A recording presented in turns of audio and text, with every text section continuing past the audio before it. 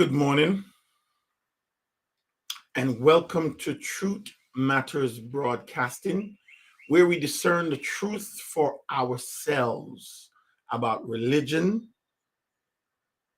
the kingdom of Yahweh, aka God, and the church. My name is Mekaal Ban Yaho Sharal, otherwise known as Michael Soul, and welcome to another message of inspiration for your spiritual enlightenment. My heart is heavy this morning because when I look back and recalled where we're coming from as the children of the Most High God, where we're coming from creation, from the thoughts of his mind, the thoughts of his heart, to create us for his purpose in his likeness, so that we can be his footprint, glory that was created in his image on this planet, and the purpose and plan and intent that he had for us, and where we have come today and where we are today. I must say, ladies and gentlemen, my heart is sore.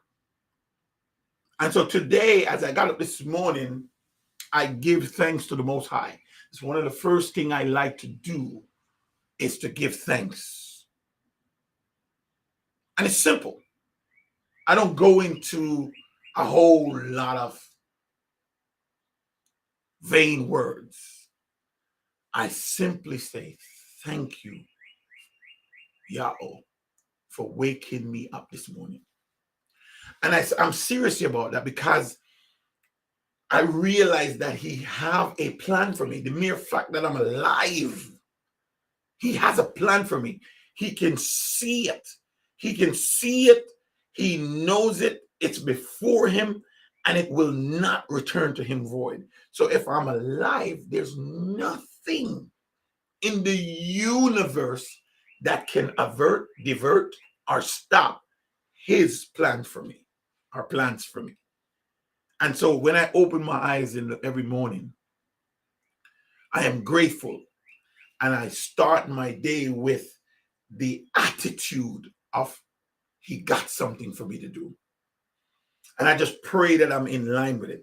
The other day I was telling my oldest daughter, and I said to her, you know, it's amazing when you look at your life from the eyes of Yahweh. When you look at your life from his eyes, he has seen all of your life, beginning and end, the Alpha and the Omega. He has seen it all. So what you do now, or what you're about to do in the future, is no surprise to him. He's not surprised by what you do tomorrow, because he's seen your tomorrow, and he already made provisions for your tomorrow. One of the things that I've learned in my walk with this God, with this Elohim, this eternal Father, is this: he knows me more than I know myself. And so when I do something out of character, out of his commands, out of content, yes, I'm remorse, but I don't wallow in my remorse. I don't wallow in self-pity. I used to do that. Used to get depressed and down and beat myself up. And I don't do that anymore, because he saw that before me. You see, ladies and gentlemen, he saw me in my righteousness. You know what I mean? I get up, pray, do all these good things, and, you know, just feel close to this God in my righteousness, feeling good, feeling close to God, y'all. And then I do something outside of content, character, or his will for me. I become so saddened, so depressed, so down, so unworthy. And I beat myself up. And sometimes, ladies and gentlemen, I don't want to go to him because I'm so embarrassed or I'm so ashamed. And then those little creepy, crawly voices in my head says, you are not worthy to even speak to him. Look at you. Look at what you've done. And you feel trapped. You want to go, you don't want to go. But then you realize you have to go. Then you realize he saw you. He knows. And he said, if you come, I will no wise cast you away. And sometimes, ladies and gentlemen,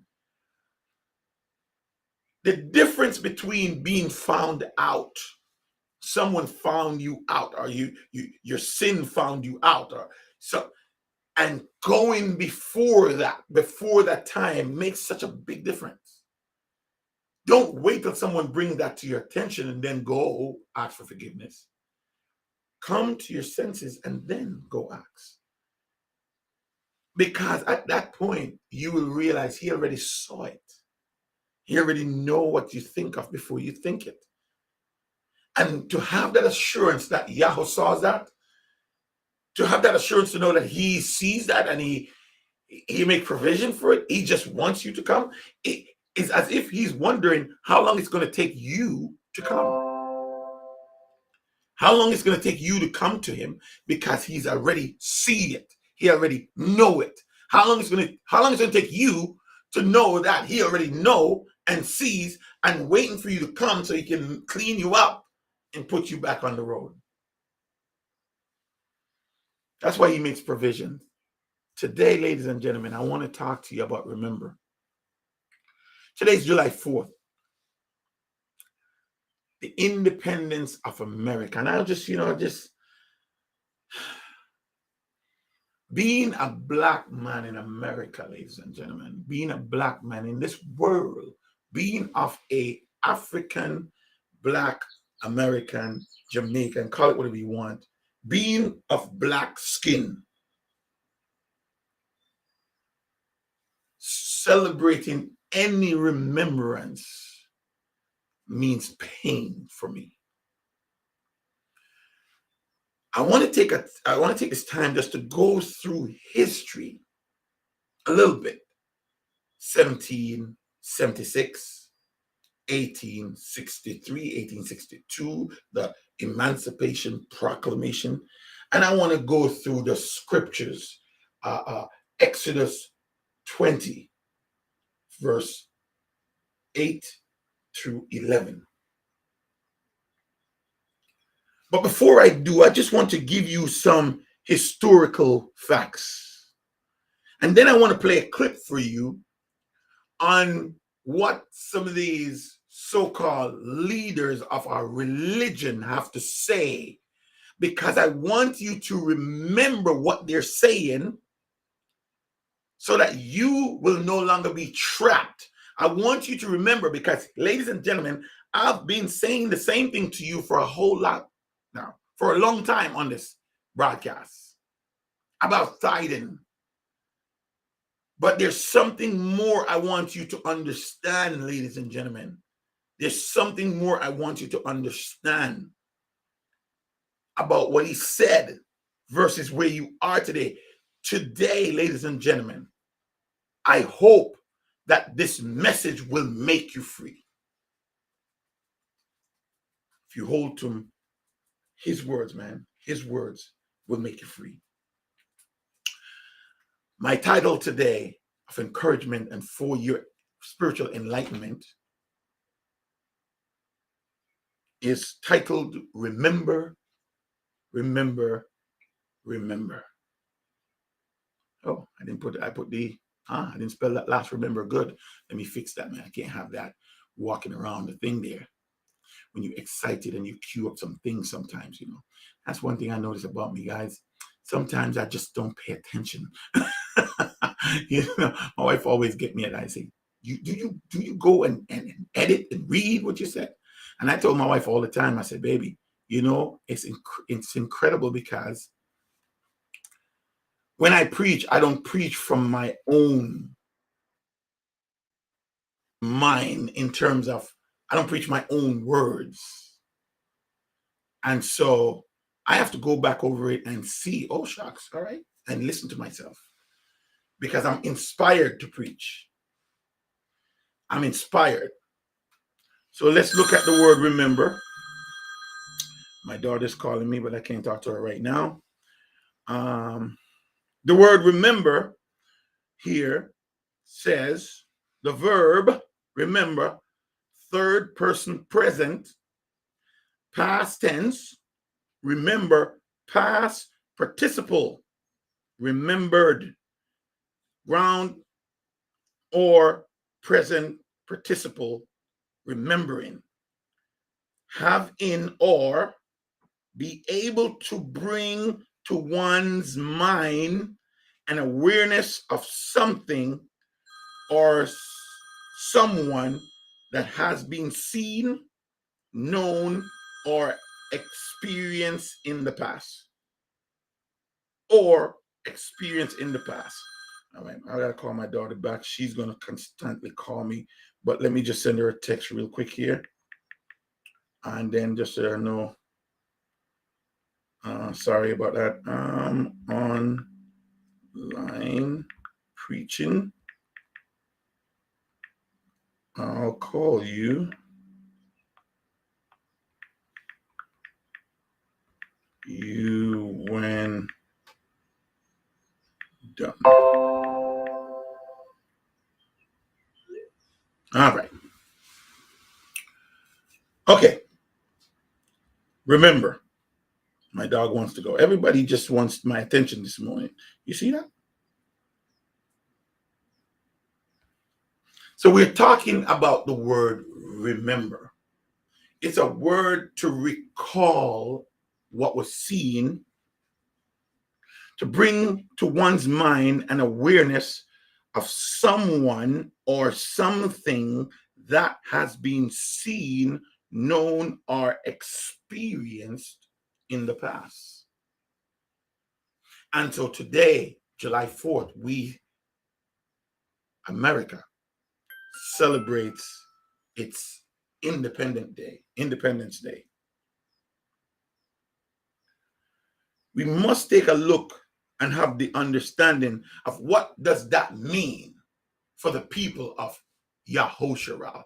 What does this mean for us as a people of Yahweh? Before I get into the Independence Day, I want to draw your attention to the type of things we remember. I want to draw your attention to the type of things we remember. What do we remember and what do we celebrate and how do we celebrate it? Let's start with the simplest of simplest. We celebrate our birthdays. And we celebrate them every year. Sometimes we have parties and we invite people to come over. We expect gifts. We exchange gifts. Sometimes we celebrate each other's birthday together. There's so much in this celebration. We celebrate birthdays. What else do we celebrate? We celebrate anniversaries. And same thing, a celebration always involves a remembrance of an event that took place in the past. That's why the word remember is so important, because it's a recall of what took place. You bring in yesterday into today. So remember is a past, present, and future. The very word itself. Past, present, and future. That word is powerful. Remember. When someone tells you that, when someone say remember, it's something they do not want you to forget. Some of us are older now, and our brains doesn't work as it once worked when we were younger. So remembrance sometimes mean that you're going to have to write it down somewhere. You know what I mean? I don't know about you, but you just got to write stuff down. You know what I mean? Remember. Powerful word. In our remembrance, we celebrate. We can remember good things. We can remember bad things. We can remember events. We can remember death. You know, when someone dies that we love, a loved one die, we put a tombstone over their grave as a place to mark the place where that person has laid. And we visit those burial sites to remember. Pictures are a way of capturing memory. I remember this picture. I remember this one. We were on the same stage at BIW where I work. We were having a talent show there. And of course, we went there and killed it like we normally do. I remember this prayer, a prayer for my dad, given to me by my daughter to commemorate her thankfulness for me. I remember these things.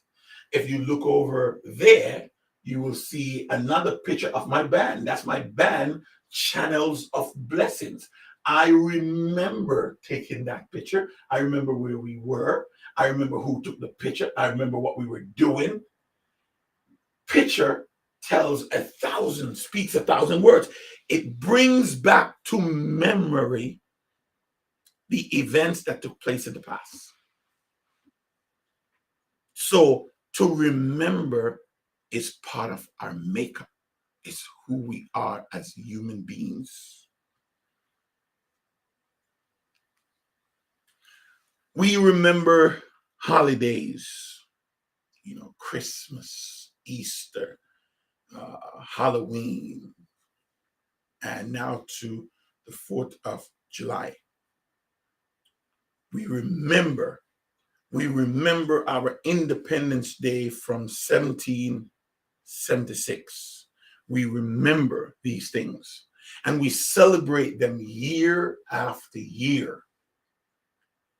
We remember tragedy, things that happened, 9/11, you know, the big terrorist, so-called terrorist act that happened on American soil, which over how many thousand people lost their lives. We spend a great deal of time to remember that. But what we do not want to remember is the 90 million OMPP, Middle Passage people, that was taken from the islands of Africa and all over to the Americas and to the Caribbean islands to be a slave.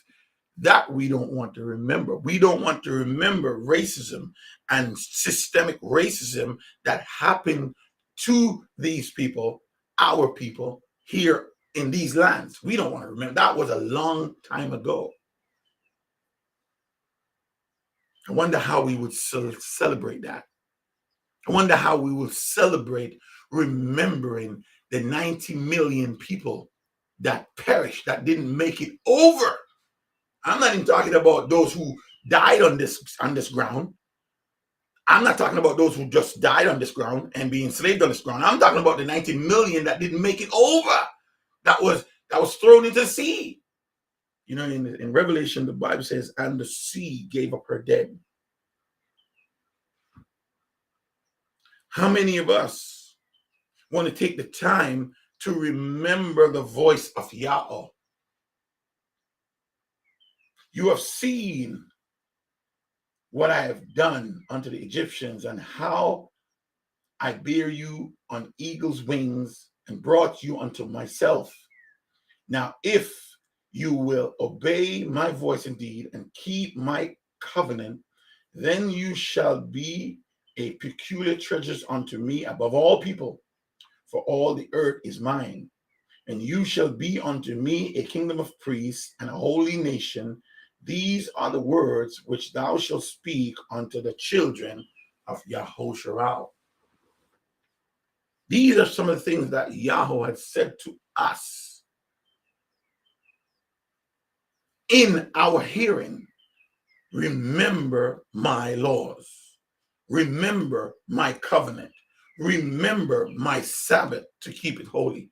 Remember the voice of your forefathers who remembered my voice. Remember the voice of your forefather who did not remember my voice and did what they want to do.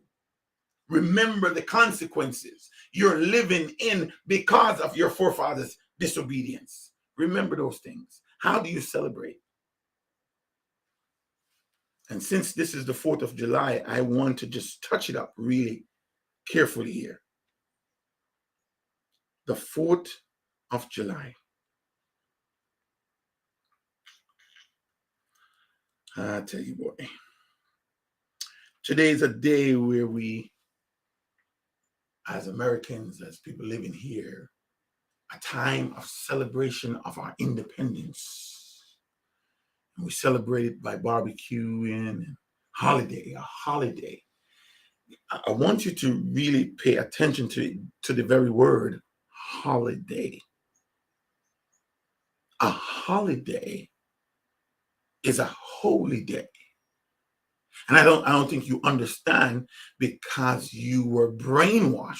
We were brainwashed to think a holiday is different from a holy day. But if you go back to if you remember, you see, here goes that word again. If you remember the history of language, the English language, if you remember the history of your alphabet, if you remember the history, you will remember that the I and the Y almost, they have the same sound ending. E, ya. You put them with an A, and you could put IA, and it's spelled ya.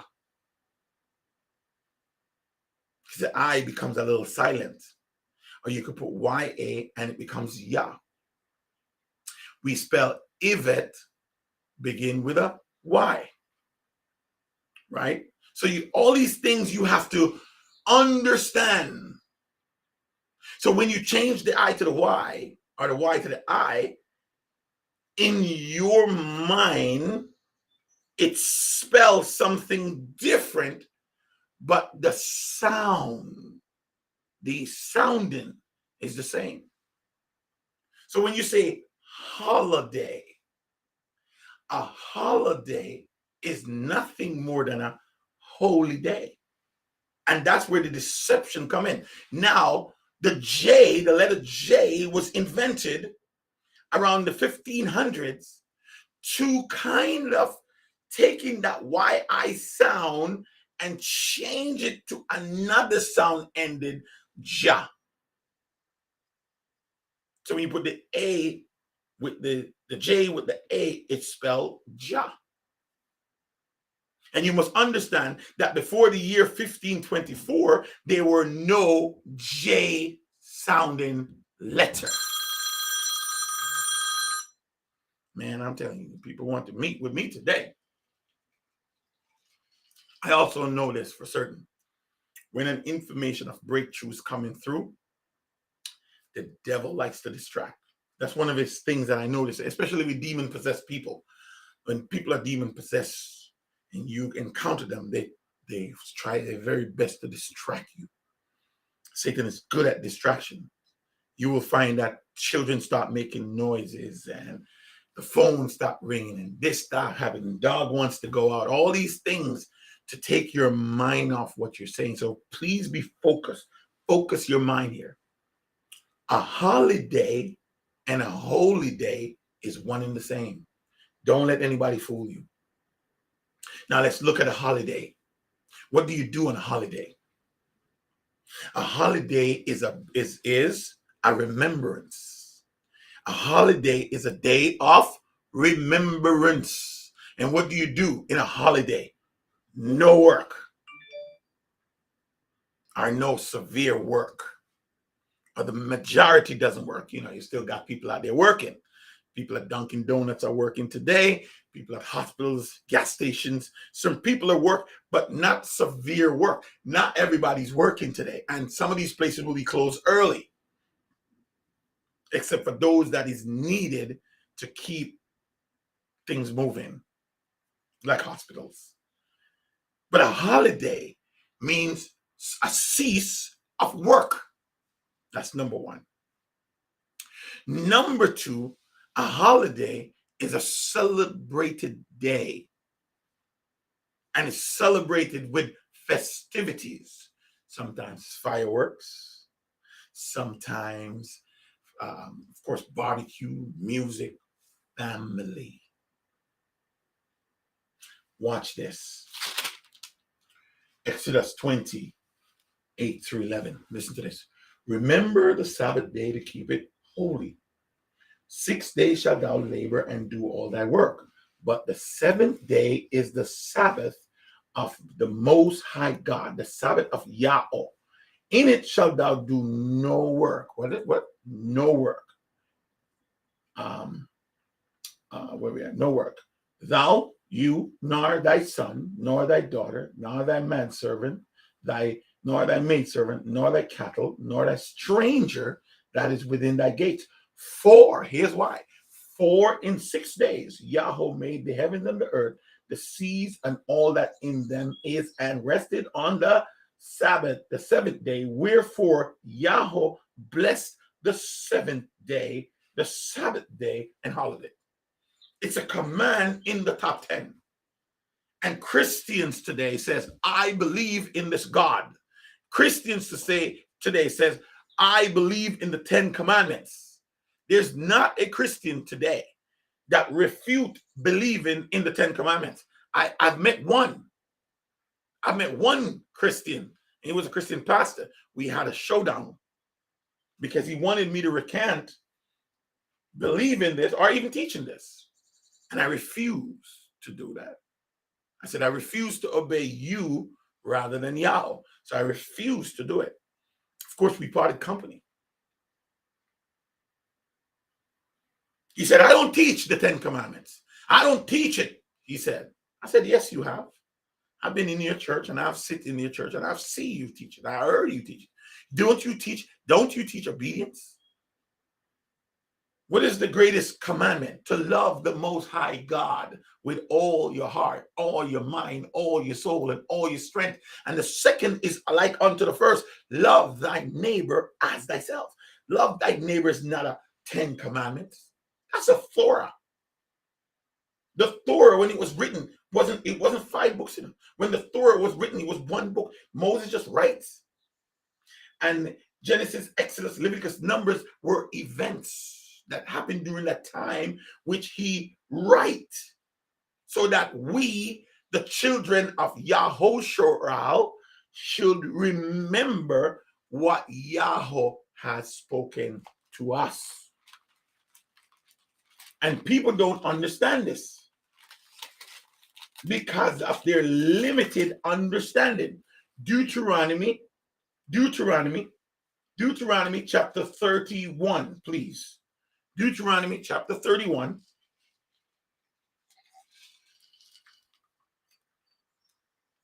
Verse 24 through 26.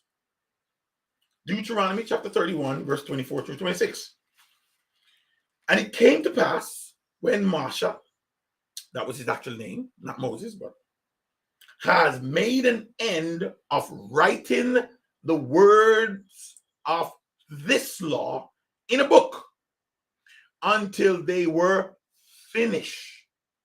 And Moshe, commanded the Levite Loam, which bear the ark of the covenant of Yahweh, saying, take this book of the law and put it in the side of the ark of the covenant of Yahweh, your Elohim, your God, that it may be there for a witness against you.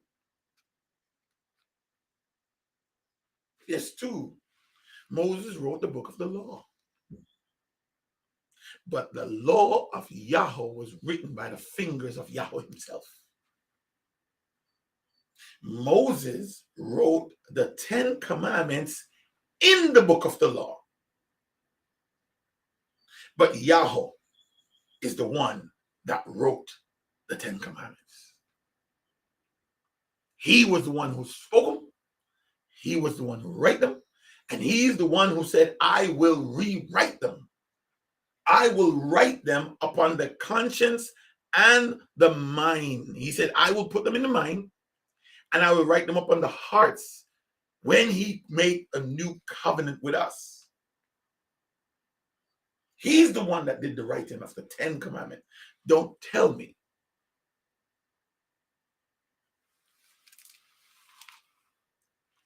The Sabbath was meant to be a day of rest from work.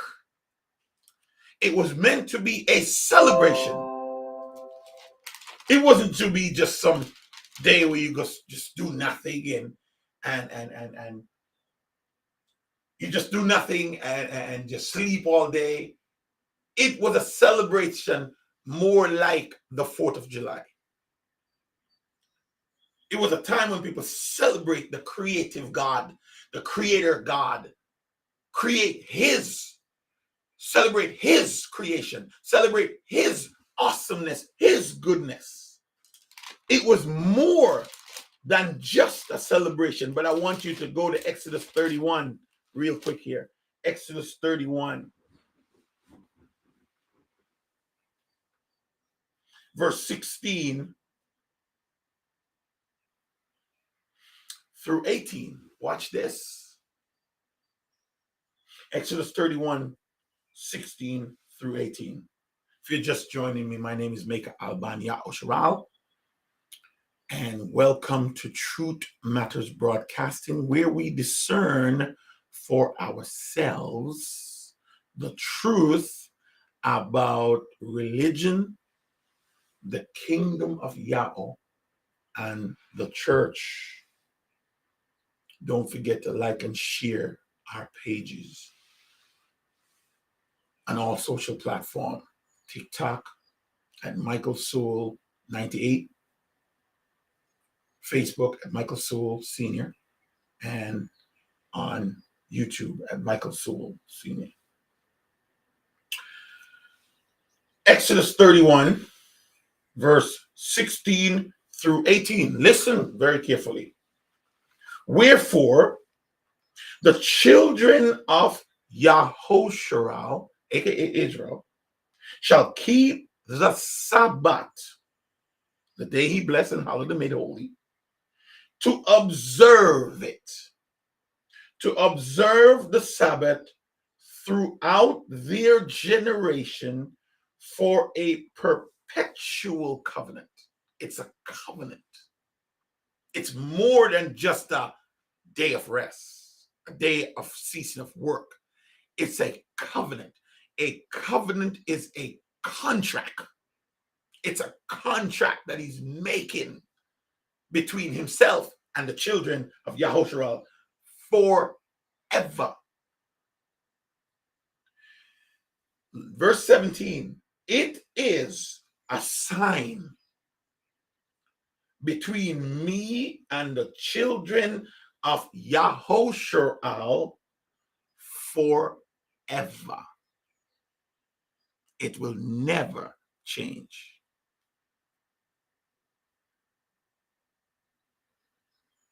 It will never change. It's a celebration.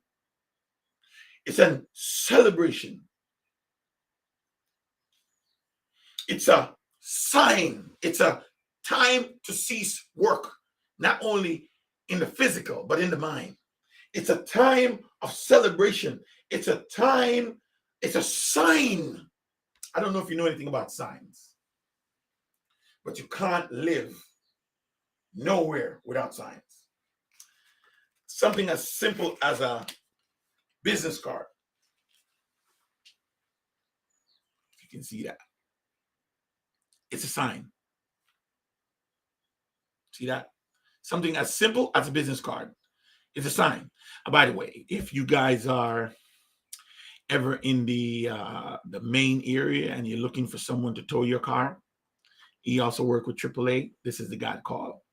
Brilliant guy, Mark Tuttle, if I say his name right. And that's his number here, 207-737-8956. Yes, this guy. He's in the Richmond area. Really beautiful guy.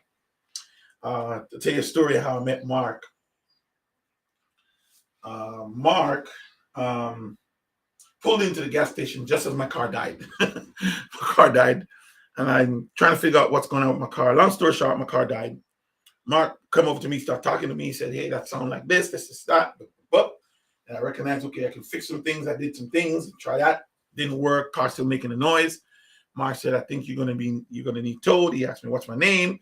He asked me if you have AAA. I said, "Yeah, I got AAA." He said, "Man, I can tow you. Call up the number." I called up the number. Boom. He said, if I wasn't here, you would wait about 3-4 hours to get towed because they were so busy today. So Yahoo sent Mark way ahead of me.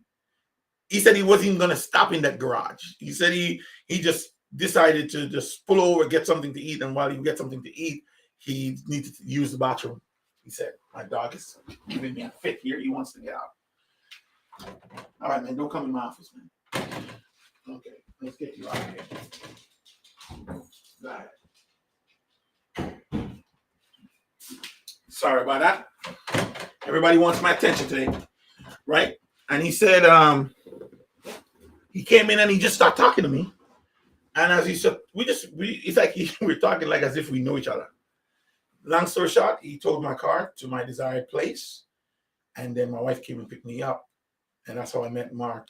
And I think we're going to have a long-lasting relationship here. So if you guys ever need a tow truck, see Mark. He's the man.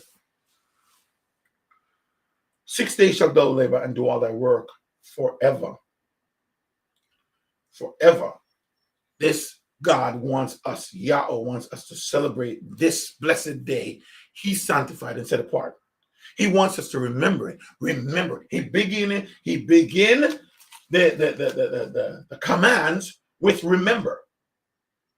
Exodus 20 verse 1. And Yahweh spake all these words. Right? And then you go down to 8. Remember the Sabbath day to keep it holy. A holiday and a holy day is one and the same. The only difference between a holiday is a holiday was created by and for man. This holy day was created by and for the one true God. And he used it as a sign. And he said, this is how you will know that I am your God who makes you holy. Watch this. Verse 17. Verse 17 of Exodus 31, it is a sign between me and the children of Yahusharel forever. It is a sign between me and the children of Yahusharel forever. Verse 14 of Exodus 31, you shall keep the Sabbath therefore, for it is holy unto you. Everyone that defiles it shall surely be put to death, for whosoever does any work therein, that soul shall be cut off from among his people. 6 days may work be done, but the 7th day is a Sabbath of rest, holy unto Yahweh. Whosoever does any work in the Sabbath day, he shall surely be put to death. Wherefore the children of Yahusharel shall keep the Sabbath to observe the Sabbath throughout their generation for an everlasting covenant. It is a sign.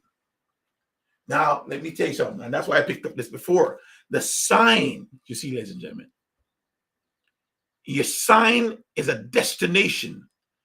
A destination. It leads you somewhere. It tells you who is in charge. It tells you what. It tells you what to do. Call that number. Service is the business. It gives you the name and address. Your driver's license is your sign. It has your name, date of birth, address, signature. Your sign leads you. A sign is designed to lead you. It's a token. When a man gives you his business card, he's giving you a token. It's as if you have a pass. A sign is a token. A sign is a mark. A mark is a signature. Yahweh has put his mark on you. He has 2 marks. covenant, contract. I'm making a contract with you. I am letting you into my rest. I am letting you into my rest. What he says here? What he says here? Verse 16, Exodus 31. Wherefore the children of Yahusha shall keep the Sabbath to observe it as an everlasting covenant, for everlasting covenant, perpetual. It is a sign between me and the children of Yahusha forever. For in 6 days Yahweh made the heavens and the earth, and on the 7th day he rested and was refreshed. Verse 12 of Exodus 31, verse 12. And the children and Yahweh spake unto Moshe, said, Speak thou also unto the children of Yahusha, saying, Verily my Sabbaths you shall keep, for it is a sign between me and you throughout your generation, that you may know that I am Yahweh, that does sanctify you. Why and how will you know this God? This is how you know him. The Sabbath is how you know him. The Sabbath is how you know who you're worshiping. It's a sign between me and you, he says, that you may know that I am Yahweh who makes you holy. Let's go back, verse 13. Speak thou unto the children of Yahusha, saying, Verily my Sabbaths you shall keep, for it is a sign between me and you throughout your generation, that you may know that I am Yahweh, that does sanctify you. You shall keep the Sabbath, therefore, for it is holy unto you. So he led us into his rest. Remember. So now let's go and look at your Independence Day. It was written in the law of Yahweh for us to remember this. The Independence Day was also written. How many of you celebrate the Independence Day, but not keep the Sabbath of the God you claim to worship? The signing of the United States Declaration of Independence. The signing of the United States Declaration of Independence occurred primarily on August 2nd, 1776 at the Pennsylvania State House in Philadelphia, later to become known as the Independence Hall. The 56th delegate to the Second Continental Congress represented in 13 colonies, 12 of which voted to approve the Declaration of Independence. This word colonies comes from the word Christopher Columbus. And I don't got time for that. I don't want to go off site here. Let's go back to the Declaration, which voted to approve the Declaration of Independence on July 4th, 1776.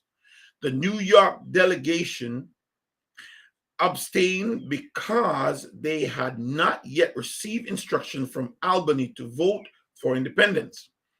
The Declaration proclaimed the sanitary colonies were now free and independent states, no longer colonies of the Kingdom of Great Britain,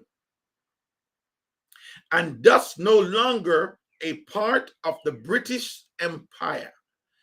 The signers' names are grouped by state, with the exemption of John Hancock as president of the Continental Congress.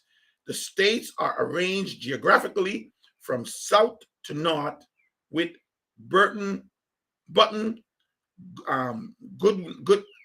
Gwinnett, if I said that right, from Georgia first to Matthew Hawthorne from New Hampshire last.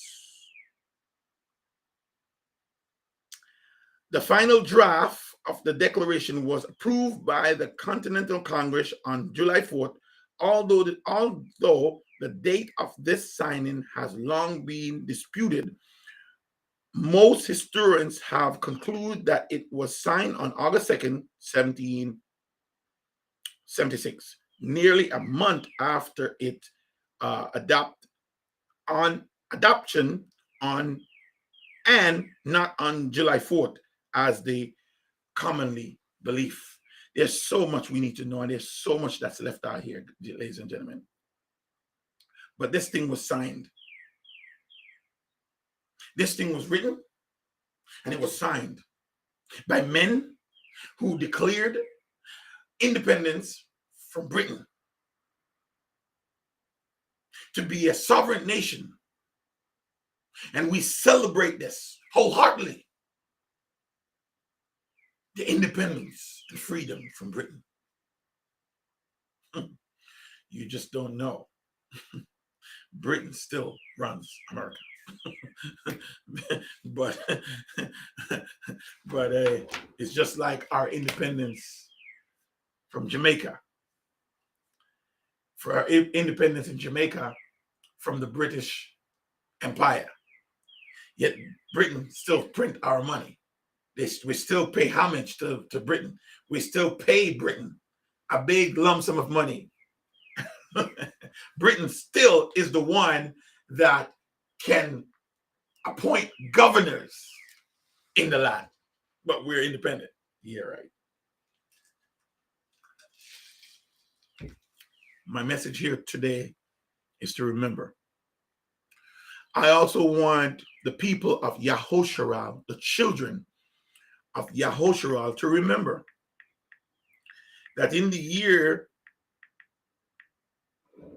1776, you were still owners, slaves. You're still owned by slave masters. This independence were not yours. You were considered property, like animals, catechumens. Okay? So the celebration of July 4th is not yours. It was never meant to be yours. You can call yourself Americans all you want, even if you were born here. You're still born a slave. You're still a slave in the sight. Even after 1863, the Emancipation Proclamation, you're still a slave. Because you must understand something. Your slavery did not come by way of slave masters. Your slavery came by way of disobedience to Yahweh. And that's what I want you to remember. It comes by disobedience. You were sold into slavery because of your disobedience to uphold these laws. And Moses, Masha, wrote the Torah as a witness against you. And this is the land by which we were driven out of the sight of Yahweh because of our disobedience. You're still in that land. You're still in the Caribbean. You're still in all the colonies that your slave masters own and still own to this day. All your food comes from your slave masters. All your light, all your gas, all your everything that you have in your so-called independence, in your so-called Emancipation Proclamation, is still owned by your slave masters. What do you own? The light that supplies your house is owned by your slave masters. The food you put in your bellies are owned by your slave masters. The gas you put in your car is owned by your slave masters. You're not free. Don't think you're free. You may have money and you may have businesses, you may have homes, you may live better than even some slave masters. But I'm telling you, you're still a slave. True independence is when Yahweh is your ruler. True independence is when you're truly looking to Yahweh for everything. For protection, for light, for food, for water, for power. And you have no power. I know, I was watching Sean Puffy and Jay-Z and them coming like they're doing something for black people. And I have a dream of black people live on the same block and own this and own that. Good dream, man. Sound really good. But who do you work for? Who's pulling the strings? Whose system do you run in and under, Mr. Combs? You will never have freedom in this country. The only freedom is here. This is where you're truly free. If you think your freedom is out there, you got nothing coming. Your freedom is here. The only time you're truly free is when you're under the umbrella of Yahweh. And we must leave Egypt. We must exit us out of Egypt. And I have the understanding. I have the message. And I'm making the provisions. Because at the end of the day, I'd rather die under Yahweh's hand than live under slavery. I'd rather live under Yahweh's hands than live in slavery. Thinking I'm free. I don't know if you guys know what's coming up on this planet, man. But if you read the scriptures, whatever they left for us to read, in there's some truth still hidden. And Yahweh said he will put his spirit in us to discern in us the truth. There will come a time, it's approaching very, very fast, when Sunday will be the day of rest for all people on the planet. The image of the beast will be set up like in the time of Nebuchadnezzar. In the time of Nebuchadnezzar, 605 BC, Babylonian, when they set up a statue. I don't know if you understand the very word itself, statue. It does not always mean some giant image. The Father has statue. We don't bow down and worship those statues. Statues are laws, decrees sent out to the people. When Yahweh gave his statues, he says, this will be a sign between me and you forever, a covenant between me and you forever. That I am Yahweh who sanctify you. And one of my favorite scripture in all of the Old Testament is Psalms 89, verse 34. Psalms 89, verse 34. Because when Yahweh speaks, man,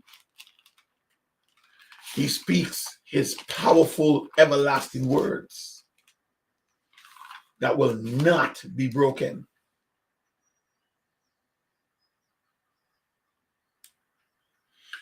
(34) says, my covenant will I not break, nor alter the things that gone out of my mouth. This is a sign between me and you forever. How personal is that? To have a personal sign between you and Yahweh, you and the Elohim, the God you worship. He has a sign between you and him. It's personal. Verse 31 of Psalms 89 says, if they break my statutes and keep not my commandment, then will I visit their transgressions with the rod and their iniquities with stripes. He's our Father, ladies and gentlemen. And if he's our Father, we need to treat him as such. But more than a Father, he's our Elohim. More than an Elohim, he is our creator. And he knows what's best for you. And if this day, Independence Day, and in 1776 and our 1863 Emancipation Proclamation, let me tell you something. No man, let me say that one more time, just in case you didn't get it. No man can set you free. And if they try to, it's part of a bigger plan to keep you even more in slavery.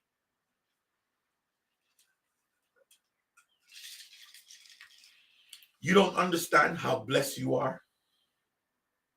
Half the creation on this planet would have never been without you, without your ancestors, even in slavery.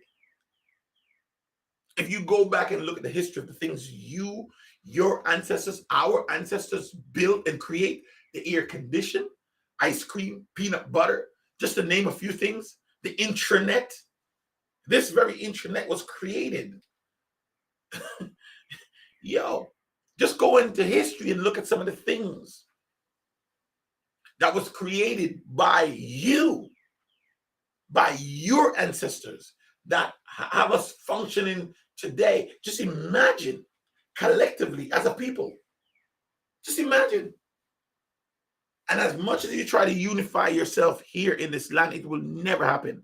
And let me tell you why it will never happen. Because only Yahweh can set you free. Who raised up to try to set the black man free? Who raised up? Who raised up? Look at all the great men that rose up, that fought against the goals to set us free. They all was killed. They all came this far, but no further. This far, but no further. This far, but no further. No matter how all the plans they lay down, no matter all the plans, all the writings, all the know-how, no matter what, it always fall to the ground. You notice that? Because this is where we were brought to be punished. And you have to now go back into the scriptures and start reading scriptures like, I wrote some of these down. Read scriptures like Ezekiel 20, verse 30, Jeremiah 31, verse 1 and 2, Hosea 2, 14 and 15, Isaiah 41, 1, Isaiah 24, 15, Zechariah 2, 7, Micah 2, 7, 2, 10, and Micah 7, 14. Zechariah 2, 7 and Zechariah 5, 5 through 11. Read scriptures like this and you will see that Yahweh made a promise. Yahweh said something that he has to do in this life. Not the next life or the next world. He has to do it in this life. You know why? Because his mouth has spoken it. And he said it here, Psalms 89, verse 34. My covenant will I not break, nor alter the things that gone out of my mouth. There's another scripture here in Malachi chapter 3, verse 6. And I'm going to transition to the next phase of this message as I close in the next couple of minutes. Malachi 3, verse 6. For I am Yahweh. I change it. I change not. I do not change. Therefore, you sons of Jacob are not consumed. He cannot change. And he said, I will gather the children of Yahosharal from the lands for which I scatter them, and I will bring them back to this land. The land that belongs to us, it's now overrun by Arabs, so-called convert to Judaism. That's our land. And Yahweh is going to restore us back because he made a promise to our father Abram to give the land to his descendants forever. He has to do it. So you might be running there, and you might be running there, you might be moving there, and you might be moving there. But let me tell you something. If you don't know where you're supposed to be moving, I'm telling you, you're going to find yourself miserable. Yeah, you might live in peace, you might live in prosperity, but I'm telling you, something's going to happen. It might not happen to you, but it will happen to your children. Somebody's going to come take your house. Somebody's going to take your land, take your gun, take your money. They're going to do it. You see what happened in the pandemic. How many stores closed down? How many people lose their lives? Wait till they set up the statute that forces you to do something against the laws of Yahweh. They will do it. America is not the land of Yahweh. Exodus 20. Exodus 20 verse 1. What it says here. Exodus 20 verse 1 says, and Yahweh spake all these words. Verse 2, I am Yahweh, your Elohim, which has brought you out of the land of Egypt, out of the house of bondage. Thou shalt have no other gods before me. Isn't this the land of the free? Free what? Free to practice all religion. That's what this land put in its constitution. To practice all religion. Freedom of religion. You think it's a good thing. Yeah, it's a good thing. Everybody can come and they don't have to be forced to practice someone else's religion and stuff like that. And it's cool. It's all right. But it's not of Yahweh. You see, in the land of Yahweh, thou shalt have no other gods before me. That's why he took his children out of Egypt. And let me tell you something. He's going to do it again. I pray to Yahweh that I'm alive to see that. I'm not waiting around. I'm getting ready to get out of here. I know where I'm supposed to be going, and I'm going. Not wasting no time. So take this as my goodbye. All right? Because I'm leaving. Okay? And I'm taking all who wants to come with me.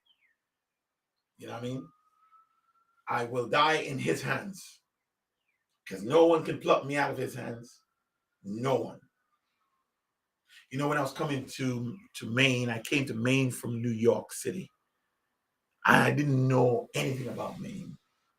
I never saw it on a map. I didn't know it was part of the 50 states of the United States of America. I didn't know what to expect when I came here. And so what I did, ladies and gentlemen, I simply came to Maine, see where I'm going to live, see where I'm going to work. But the first thing I wanted to know about Maine was, how is the water up there? Because a wise man once told me that you should never live any place on the planet where the water is not good. I never forget that. You see, remember, this word, guys, remember. I never forget that. There's certain things I just don't forget. There's certain things I'm sealed in. Like I'm sealed with the Sabbath of the Most High God. I'm sealed that God is not three in one, but one God. I'm sealed that Yahushua is the Son of God and not God himself. I am sealed in those things. I'm sealed that the Sabbath is the seventh day, and on the seventh day, Yahweh rests. I'm sealed with that. It's not Sunday. Here's what I'm sealed with now. I wasn't sealed with it before. I'm going to lose a couple of you. Maybe I should say it later on, but I'm going to say it because, hey, I don't care. I honestly don't care. You got to hear the truth. And whether you want to accept it or not, that's up to you. I am sealed that Jesus is not the name given by which we must be saved. I'm sealed. And how do I arrive at that information? By simply realizing that the letter J was not given until the year 1524, and that it wasn't written in any manuscript The name Jesus was not even written in Greek. Therefore, the name Jesus could never be the name. And that hurts some of you. And it's okay. It's okay to be hurt. You can be hurt. It's okay to be angry. You can be angry, but sin not. All I'm saying is for you to go research yourself so you can be brought to this conclusion that I have been brought to, and realize something is wrong. Somebody has been lying to you. Somebody has been lying to you, ladies and gentlemen. Somebody has been lying to us to think we're free in this country. So we're not free. Now I want to play something for you as I go back to Malachi chapter 3, verse 6. Let's read this now. So Malachi chapter 3, verse 6 says, "For I am Yahweh, I change not. Therefore you sons of Jacob are not consumed. Yahushua are not consumed. Even from the days of your fathers, you have gone away from mine ordinance and have not kept them." What? They have gone away from his ordinance, his statutes, his decrees, his laws, his command, and have not kept them. Then he says, "Return unto me." Come on, somebody. "Return unto me, and I will return unto you," say Yahweh. That means there's something you have to do. Don't ever think that you don't have to count the costs. Don't ever think that you don't have a place in this salvation for yourself. Save yourself from this current generation. Those who believe what? Those who believe what? They did something. There's something you have to do. You had to kill the lamb. You had to put the blood on the doorpost. You had to pack up all your stuff for the Exodus. You had to do it. The Father did not kill the lamb for you. He did not put the blood on the doorpost for you. And he certainly did not pack up for you. That's a decision you had to make. Now he says, "Return to me." You have to return. What did he say? Even from the days of your fathers, you have gone away from mine ordinance and have not kept them. Return to me. Return to his ordinance. Return to his laws. Return to his covenants. He said, when you do this, he said, I will do something. There's a scripture here in the Bible that says, if my people, this is Yahweh speaking, if my people who are called by my name will humble themselves. This humble, ladies and gentlemen, simply means to return. Throw off all the garbage you've been taught. Throw off all the garbage you've believed and just return to me, he says. If my people who are called by my name will humble themselves and pray and turn from their wicked ways and seek my face, then I will hear from heaven and heal their land. Ladies and gentlemen, the land is cursed. The lush, green, precious land over there that is waiting for us is under a curse. It's desert now. That's why it's dried up. It's cursed. And the people who occupy it are also cursed. And we are cursed in the land of America, where it's precious and green and we're cursed. We're worms. And he says, if we will return to him, there's something you have to do. If you do these things, he said, I will hear from heaven.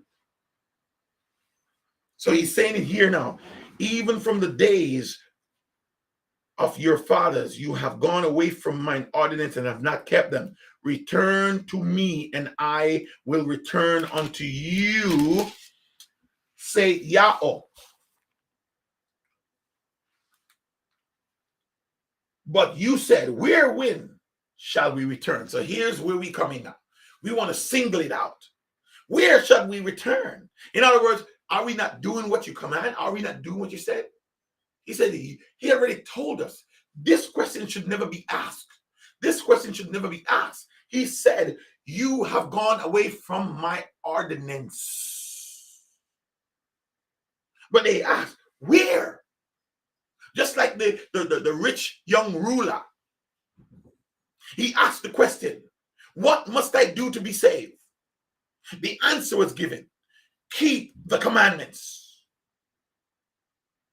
That was the answer that was given. Keep the commandments. Then what's the next question? Which one? All of them I've kept since I was a boy. Which one? What am I lacking? That should never have come out of his mouth. Keep the commandments. Not which one, all of them. Because he's going to put them in your hearts and your minds, and he's going to renew you. So he's going to give you his spirit. So you're going to keep them instinctively.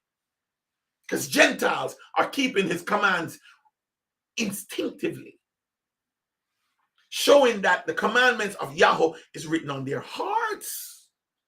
But he's saying, which one? Then the question was asked, will a man rob Yahweh? Yet you have robbed me. But you say, where have you robbed thee? In tithes and offerings. You are cursed with a curse, for you have robbed me, even this whole nation. Something you got to do. Bring ye all the tithes into the storehouse, that they may be meat in my house, and prove me therewith, say the Most High, if I will not open the windows of heaven and pour you out of blessings, that there shall not be room enough to receive it. And they stop there. But what's verse 11? And I will rebuke the devourer for your sake, and he shall not destroy the fruits of your ground, neither shall your wine cast their fruit before the time in the fields, say Yahweh of hosts. And all nations shall call you blessed, for you shall be delightsome land, say Yahweh of hosts. Your words have been stout against me, say Yahweh, yet you say, what have we spoken so much against you? You have said, it is vain to serve Yahweh. And what profit is it that we have kept his ordinance, and that we have walked mournfully before Yahweh of hosts? And now we call the proud happy, yea, they that work wickedness are set up. Yes, they that tempt God, Yahweh, are even delighted. Then they that they fear Yahweh spake often one to another. And the Adonai, our Lord, hearken and hear it. And the book of remembrance was written before him from them that fear the Lord, and that threw upon his name. I wish I can read this in its writing. It's just pure writing. This is, now that I understand a little about the pure, true writing of Yahweh, reading these words, they sicken me sometimes. And they shall be mine. Read that whole thing, man. Read it for yourself. I'm in a different place in my mind because I know that what I'm reading is not accurate in how it's said. So I'm very careful when I read from this. And this is all I got right now, until the Most High bless me with understanding his true pure writings, the Gabari. You know what I mean? I'm looking forward to learning it and speaking it and understanding it, so I can decipher it for myself. So when I preach it, I'm preaching it in its purity. Right? So they're saying some things, but I want you to understand, they focus on the robbing God. They focus on this.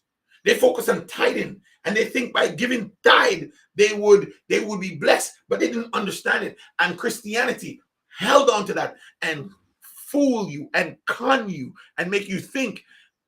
But you know what? You don't have to hear my voice. Why don't you hear the voice of Creflo Dollar himself? Hear the voice of one of the most influential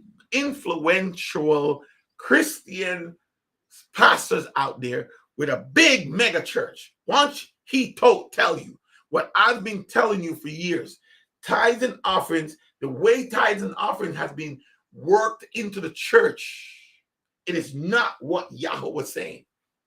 And many people, even in the pandemic, were sending their tithes and offerings to these establishments that was exploiting you. And you can't pay your rent. You can't pay your light bill. You have no food, but you feel like if you don't send that tithe and offering, you're robbing God. Ladies and gentlemen, you're robbing God by not obeying his voice.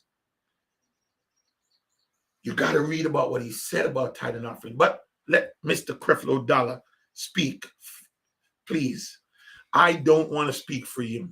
And I've been telling you these things for such a long time, and you did not believe me. Now I'm going to play for you Creflo Dollar and what he has to say about tithe and offering. Listen up. I want to start off by saying to you that I'm still growing, and that the teachings that I've shared in times past on the subject of tithing were not correct. And today I stand in humility to correct some things that I've taught for years and believed for years, but could never understand it clearly because I had not yet been confronted with the gospel of grace, which has made the difference. But I will say that I have no shame at all at saying to you, throw away every book, every tape, and every video I ever did on the subject of tithing, unless it lines up with this. Why is this important? Because religion is sustained by two factors. Religion. Fear and guilt. Did you hear that? And if it's one subject that the church has used for a long time to keep people in fear and guilt, it is in that subject of tithing. And it has to be corrected, and it's got to be corrected now. Can you say that again, Creflo? I may lose some friends. Preachers may not ever invite me no more, but I think I've already been through that, so it doesn't matter. Say it one more time. I want to start off by saying to you that I'm still growing, and that the teachings that I've shared in times past on the subject of tithing were not correct. And today I stand in humility to correct some things that I've taught for years and believed for years, but could never understand it clearly because I had not yet been confronted with the gospel of grace, which has made the difference. But I will say that I have no shame at all at saying to you, throw away every book, every tape, and every video I ever did on the subject of tithing, unless it lines up with this. Why is this important? Why is this important? Because religion is sustained by two factors. Which factors? Fear and guilt. And if it's one subject that the church has used for a long time to keep people in fear and guilt, it is in that subject of tithing. So you've heard it. You heard what Mr. Creflo Dollar is telling you. The church religion is sustained by fear and guilt. That is why Yahweh never, ever mentioned the word religion. That is why Yahushai, aka Jesus, never mentions the word religion. It was never mentioned in the Old Testament, only in the New Testament, and it was twice. The word religious was mentioned 3 times. The word religion was mentioned twice. And let me tell y'all something. There's no gospel of grace.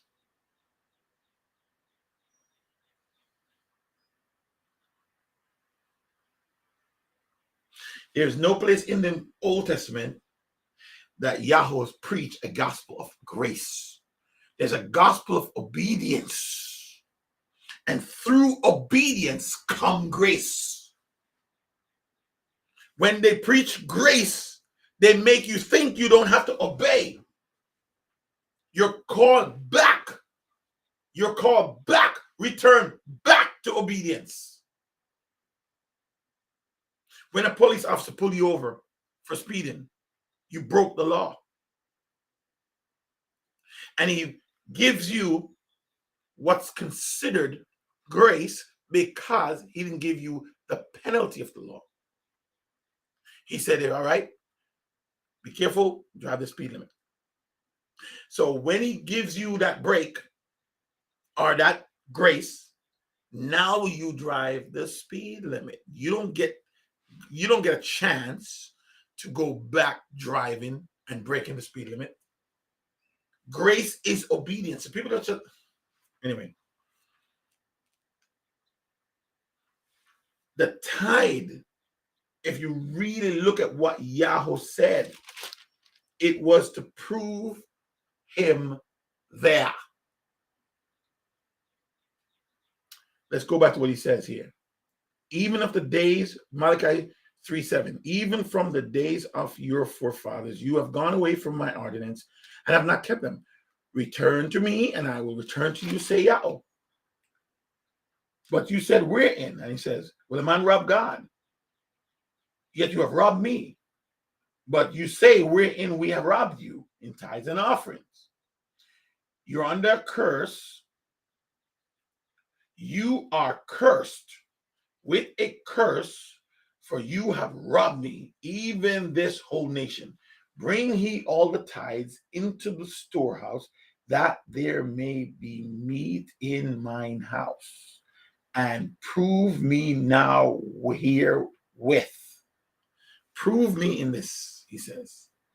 The tithes and the offerings were it was for a special purpose.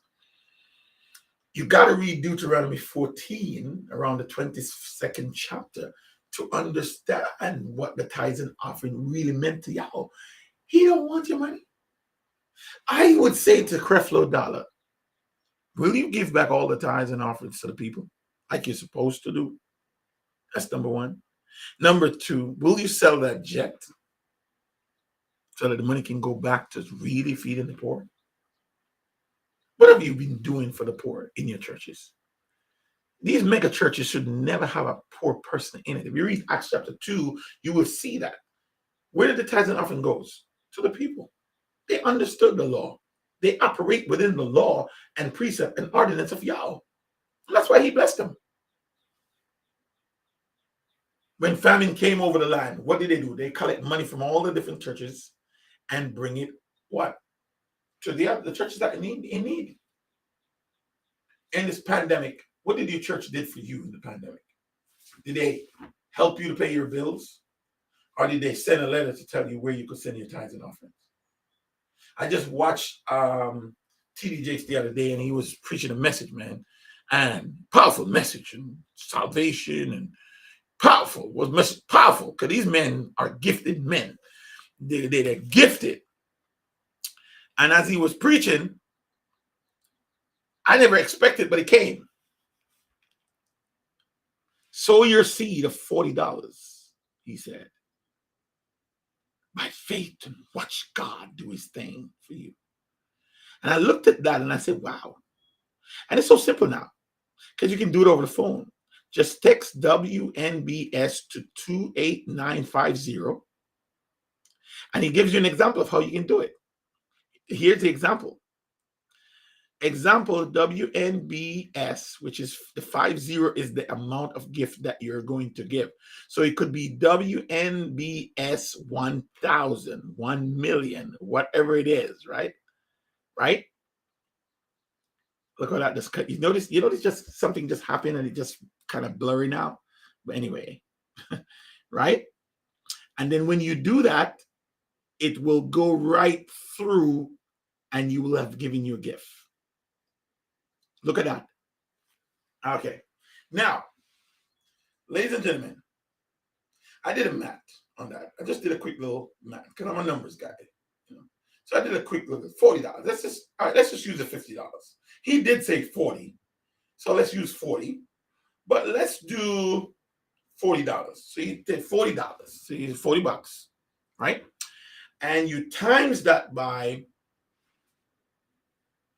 let's say 3 million. 3 million people. You think 3 million people watch this broadcast?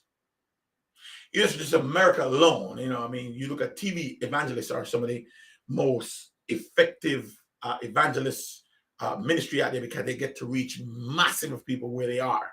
That's why this kind of ministry is so powerful, right?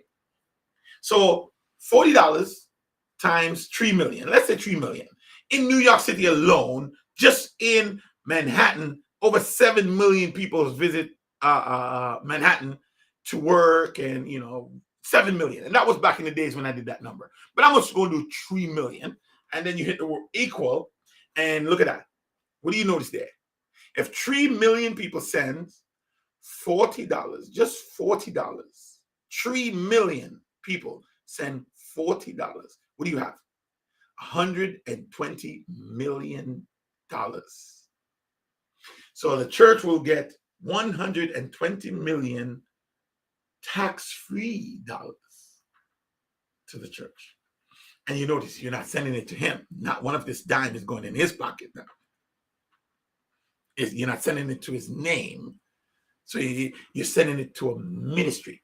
Now, if you know anything about ministry, if you know anything about business, you have the LLC. That's the Limited Liability Corporation, right? So your LLC protects your assets. So, for instance, when you open a business, take it from me, I'm a businessman. You open a business, you form an LLC. Now, what an LLC does, it protects you from being sued.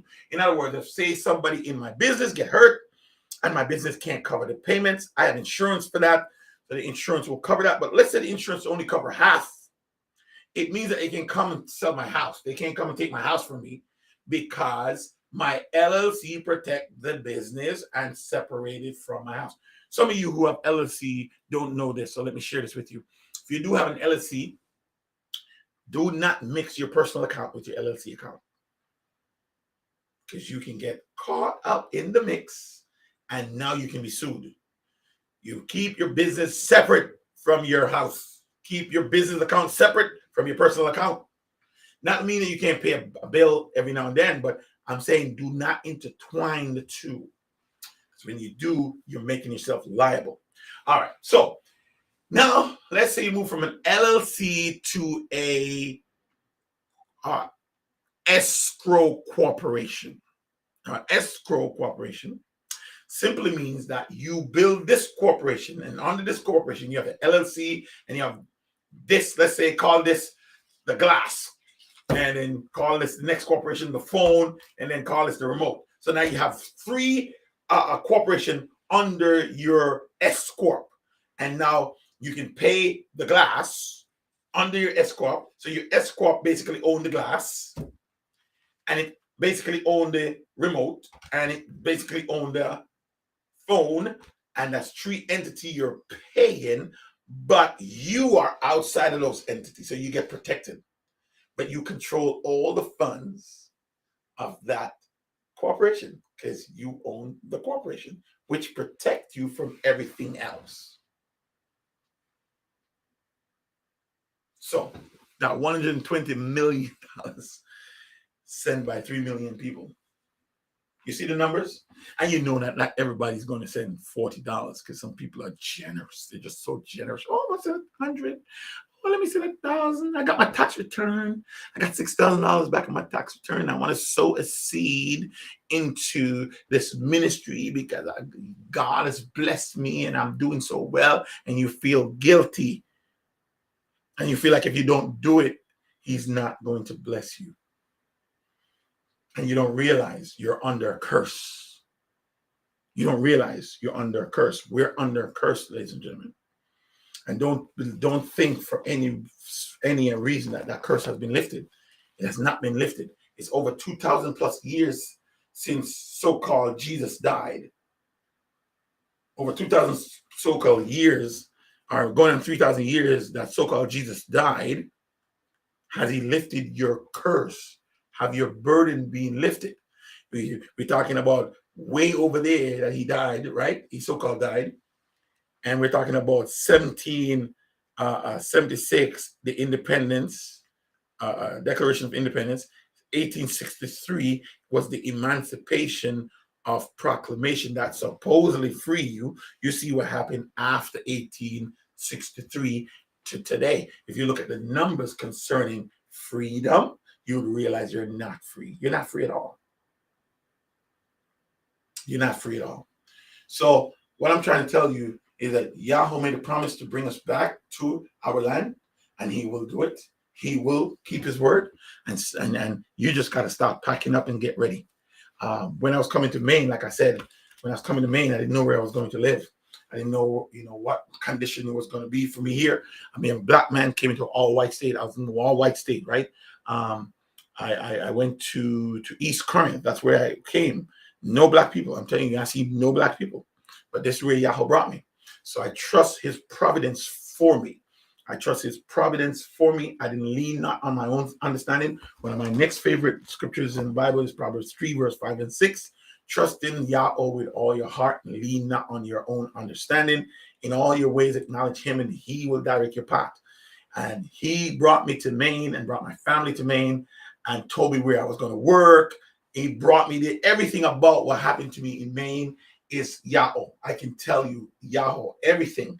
Where I worked for 14, 13 years, Yahweh brought me there. And that's a miracle within itself. I think some of you know this, but I'm going to tell you just to let you understand that what I'm doing is not just Mike Sewell, who make Albani Ashral, who wants to just go do something. I'm telling you that I'm following his guidance to the T, because everywhere he has brought me, I've been better off. I have been blessed everywhere he brought me, and he has given me everything I've ever wanted. And he showed me. And one of the things that I want you to understand, unless you're willing to give up everything you have, you can't walk this walk, because he will take everything from you and bring you to another place which you think you're going to be desperate to. But he says, I know the plan I have for you. Plans to prosper you, not to harm you. You are a child of an abundance. That's how he created you. He created you in abundance. When he created you last. You were last of his creation. He created you in abundance. That's how you're supposed to be living. You're supposed to be wealthy. Everybody's supposed to call you blessed. You're supposed to be wealthy in land. You're supposed to be wealthy in flocks. You're supposed to be you're born, you're going out, you're coming in. You're supposed to be blessed when you're going out, blessed when you come in, blessed when you wake up, blessed when you go to sleep. You're supposed to be blessed. Everyone's supposed to look at you and see that Yahweh's hands on you. That is how he designed you to be. But you're in slavery, and you love slavery, and you love your life, but he's calling you to a better life. So when I came here, and for 2 years, ladies and gentlemen, I came here to open up a restaurant. It never happened because the guy who brought me here, who Yahweh used to bring me here, never signed a contract with me. And because he never signed a contract with me, I didn't feel obligated. Even though I did all the work and do what I needed to do, I didn't feel obligated without that piece of paper. And so I trust Yahweh. I said, all right, Yahweh, I'm going to walk away from it. All the work that I've put in, everything that my wife and I have done, I walked away from it all. And yes, somebody will fight and go and sue. But guess what? I didn't have to fight. I didn't have to sue. I'm trusting Yahweh. So I just trust Yahweh. And right now, I have a lawsuit right now. And right now I'm just thinking, I'm just going to trust Yahweh. I'm just going to let that go. Because you know what? If my life is truly in his hand and everything, nothing can happen to me unless Yahweh allows it. So who am I? You know what? I'm just going to let that go. I have a big lawsuit right now. I have a big lawsuit. Already spoken to some people. I know I got a big lawsuit. And a matter of fact, I'm just going to let that go, because you know what? At the end of the day, nothing can happen to me without Yahweh's intervention. So if Yahweh sees fit that I take this to the next level, I will. But he has made provision for me. I don't have to go back. I don't have to look back. I just need to look forward. So so we walked away from that. I didn't know where I was going to live. I had no money, no credit. I had nothing, no place to store our stuff. All right. Where am I going to live? Next thing you know, Yahweh provided a place for us. We lived in that place for 2 years. We paid a little bit of rent, For 2 years, we lived in that place. I had no job for 2 years, and I never went hungry. Nobody else in my family was working. We lived in this place in a secluded area for 2 years. And when the light bill come, I remember one time the light bill ran up to $1,000, $1,026, $1,006, somewhere around there. And a check just showed up in the mail for $1,026. We were able to pay all the light bill. I can tell you stories. You won't have time for it. It was so much stories that we wrote it down in what we call a book of blessings, because we just wanted to write down what Yahweh has done for us. We stopped that now. I think it's something we need to start doing again, the book of blessings, so we can always go back and remember. But they're still in my mind, so the book of blessings is still written in my mind for 2 years. And then after 2 years, I remember praying. I said, Yahweh, is this how I'm supposed to live? Am I supposed to live looking and see when you're going to bring me fish? Or am I supposed to go out and fish? And then I said, Yahweh, I live too far away from everything. I need to live half an hour within work. And let me tell you something. We move half an hour within that work. And let me tell you something. When we moved from that place, he closed those doors. Yahweh closed doors and opened doors for me. And he will close and open doors for you. The people whose house we were living in needed their house back. Their daughter was in a place where she needed a place to stay. They have a house, total strangers living in this house. That only makes sense. So he closed the door. I tell you, man, we were getting ready to sell all our furnitures and sell the things we couldn't carry. And the night, my whole family stayed up, and we put stickers on everything that we're going to sell. And we're going to put it out the next morning to sell it, to see if we can make some money. I heard a voice said to me, very clear as day, do not sell, give it away. And I'm pissed. We worked all night to do all these things. And I was, give it away. Give it away. You know what I mean? Where are we going to get money from? You see, that's me and my carnal mind. But I told my family, I told my wife and my children, and say, hey, Daddy, you got to listen to Yahweh. We didn't know his name at the time. We call him Father. We call him God. So, well, you got to listen to God. You know what I mean? It's all right. So I'm like, all right, let's put it on and see what happened. So we put all the furnitures and everything. We took all the tags off of it and put it out. Put a big sign, free. We went to the gas station, came back. We weren't at the gas station for 10 minutes. And all the furniture was gone except one stroller and 3 books. Everything was gone. So Yahweh sent someone for that. All right. So now we have whatever we're going to carry. We packed it up. I'm like, where are we going? And Yahweh sent his family. Now, let me tell you something, guys. When I say Yahweh knows what he's doing, I always talk to him. I don't like default. I don't like to do anything by default. I want to know that this is where you want me. So I said to him, I said, all right, this family who offered to take us in, I'm thinking, if you know Maker how, man, if you know me, I don't want to live with nobody. I don't want to beg nobody for nothing. I don't want to be dependent on anyone. That's just me. It's my nature, just who I am. I want to be the one giving. I want to be the one. That's just me. That's my nature. I don't like to take things from people. I like to give things to people. I don't know, but Yahweh has taught it and beat that out of me and taught me how to receive as much as I give. He had taught me how to receive. So, how did this end up in my testimony anyway? Anyway, I said, all right, Yahweh. I didn't know his name. I said, all right, Father. I said, all right, if this is where you want me to go, they have to take my dogs. Now I know they're not going to take the dogs. I just know it in my heart. See, where we end up living, we're talking about a family of 4 at the time. There was a family of 4. They have 1 dog, 1 family house, 1 bathroom. I'm a family of 5 with 2 dogs. So that means if they take us, we'll be 9 with 3 dogs, 1 bathroom. That's where y'all sent me. And I'm telling you, I did not want to go in the house. I saw my pride, because where else? He opened no other doors for me. Couldn't find no job. Nothing was happening. But I wanted to live half an hour to the nearest job. And that's where he brought me. So we lived in that one family house, 9 of us, 3 dogs. It wasn't easy, but we lived there 5 months. We're coming with that 5 months. I started to pray, and I'm pissed off at y'all, God. I'm pissed. I said, what kind of a man am I? What type of man am I that I'm in somebody else's house, eating somebody else's food, using somebody else's life, when you are my God? You're supposed to be my God. What am I doing here? What am I doing here? Is this how a man of God is supposed to live? No, I can't live like that. Me by myself, no problem. I live in a car. I live in a hole in the ground. But I have a wife and children and dogs, for crying out loud. I'm going on and on. And long story short, I was invited somewhere to which I didn't want to go, but I ended up going.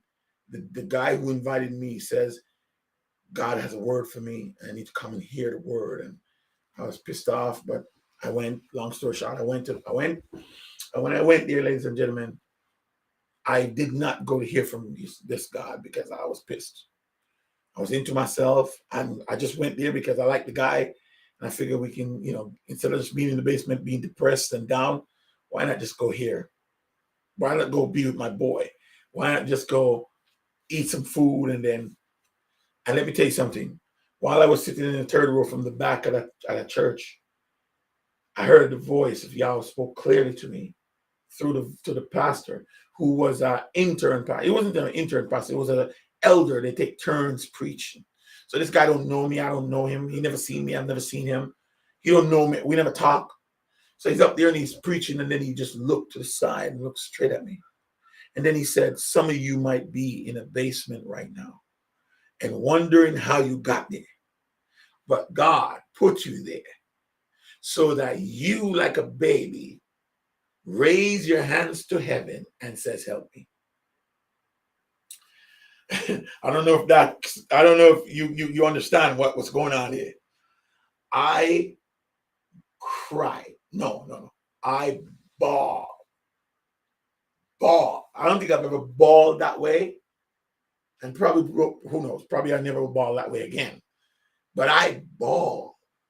I bawled so hard in that church, I disrupted the whole service. And no one could calm me. I bawled. I didn't know, ladies and gentlemen. But I did what the pastor said, hearing the voice of Yahweh. He was speaking directly to me. I lift my hands to heaven and I said, Father, help me. Some of you just need to lift your hands to heaven and say, Father, help me. And if you know his name, make it even better. Call his name, Yahweh, help me. Let me tell you something. That day, he brought me to BIW, which I did not want to work for anyone. Man, this boy was full of pride, man. Yeah, that's what I'm saying. He knows you before you do what you think you're going to do or what you're going to do. He knows, he sees it all. Just be humble, man, and just let him lead you. I did not want to work for nobody. Honestly, did not want to work for nobody. So I remember a scripture in the Bible that the testimony of 2 or 3 witnesses is valid. So when the first person asked me, what do you do? And I tell him I'm an entrepreneur. He said, no, what do you do? What kind of skill do you have? And I said, I can do well. I'm a welder. I have a welding trade. BIW's high. Next person asked me. Next person said to me, in the church, what do you do? I just go right to, I'm a welder. BIW's high. So that's 2 witnesses. But me and my stubbornness, like the children of Yahushua, which one? I wanted 3 witnesses. So the rest of the day, no other witness came. So I'm good, not going. That Sunday afternoon, I got a call from my brother. Hey man, you know that BIW's hiring? Maybe you should go and check them out. So I'm pissed off, but I know exactly where I need to go. That Monday morning, I jump in my car. I reverse out the driveway. I drive up the hill. I heard a voice spoke to me like that. The voice said, go back for your laptop. Go back for your laptop. This bag. My laptop was in this bag. I got two of these bags. I keep one with personal documents, and I keep one with my laptop. Here is the one with my laptop. This is one of my personal documents. Right? I had this hang up with my laptop and everything in it. And a voice said, go back for your laptop. And I'm like, what do I need a laptop for? See, we're always questioning the voice. We're always questioning that still small voice. We always question when we don't want to do something, we always question. We always want to go look. We always want to go map out. You know, it's our nature. Yahweh knows it. He created us that way. He knows who we are. So he allowed it without, you know what I mean? So I'm like, I'm driving up there, but I knew in my heart I need to go back and get this laptop. So I went back, I reversed down the hill. I go into the driveway. I go up through the kitchen, through the living room, down to the basement, grab my bag, brought my bag, opened the back of the car, the back door, and throw it on the back seat. Got down to the visitor center at BIW. When I heard, I picked up my bag, walked into the visitor center, let them know that I'm here to fill out an application for a welding position that they're offering. The lady kindly said to me, we don't do application here. You have to do it online. Hence my laptop. I'm giving you sound doctrine here, man. Sound doctrine. This is doctrine because it came from this is prophecy. I'm giving you my sound testimony, sound experience. It's not the first time I hear the voice of Yahweh. It's not the first time I hear it. I'm telling you, when you put your hands in his hands, he's going to lead you. You just got to go with it. Don't worry. You're just going to go with it. He has a plan for you to prosper you, not to harm you. So anyway, I went in, I asked the lady, the counter, I said, can I get onto your server? I can do the application right here. She said, this is a government protected. It's highly secured. You can't get on our server here. But if you go up to the McDonald's, you can get on their server there. I shake the woman's hand. I told her, thank you. And I was crying. I was crying while I was talking to her, but I didn't want her to see me. So I kept like something in my eyes and blowing my nose, like, you know. But when I went out the door, I was crying. I kept crying. I cried go to my car. I cried on the way to the McDonald's. I cried in the parking lot. I opened my laptop. I got onto the server. My eyes are full of water. I dried the water in my eyes. I cried some more. When I got onto the server, I cried. When I got onto the GDBIW's website, I cried. I filled out my application. I cried. I hit the send button. I cried.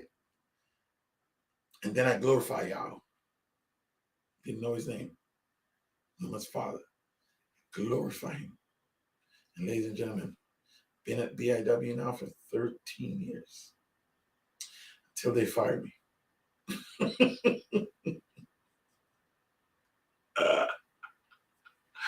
You know,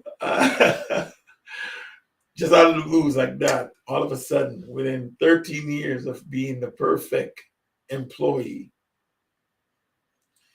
this little area, they fired me. And I just laugh. I laugh because looking back at the whole thing, I know that I didn't deserve to be fired. And I do have a lawsuit. But I'm here to tell you and everybody who watched this, I'm dropping that lawsuit. Because like I said before, no weapon that form against me shall prosper. They might think that they're doing this towards me. And I'm telling you that nothing can happen to me unless Yahweh sanction it. Now, before they fire me, they give me the option. I could go be a supervisor in another trade. I could go back to the trade, and I could have done that, and I still would have had my job, still would have made money. All right, but I just felt like my time at BIW has come to an end. And I said to the Most High, like I said, I don't do anything without seeking the Most High. Proverbs chapter 3, verse 5 and 6. Trust in the Most High with all your heart. Lean not on your own understanding. So I asked Yahweh, if you want me to go back to work, here's what I need from you. I need you to make it absolutely clear to me that that's where I need to go back. And unbeknownst to anyone, no one knew this. I put my fleece on the ground. Now, a fleece, if you read Gideon, if you read it, I think it's in Kings or something, you read the book, read Gideon's story. Gideon was given, God, Yahweh gave Gideon a task to deliver the children of Yahusharao, and he was going to do it by his hand, but he wasn't certain. He wanted clarity. So he put a fleece on the ground and he says, all right, Father, if this is what you want me to do, then let the dew fall around the earth, but not on the fleece. And the next day, when he go out there, that's what happened. This fleece was dry. And the whole ground was wet. And then he said, all right, that was miracle. That was a miracle. I need another one. Someday you got to be sure. And like Gideon, I want to be sure.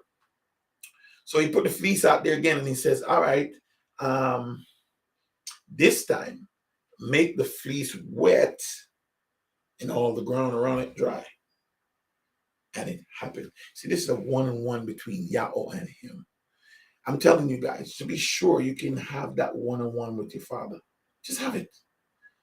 Nobody else knows. So that when it happened, you are certain within yourself that Yahweh's leading you.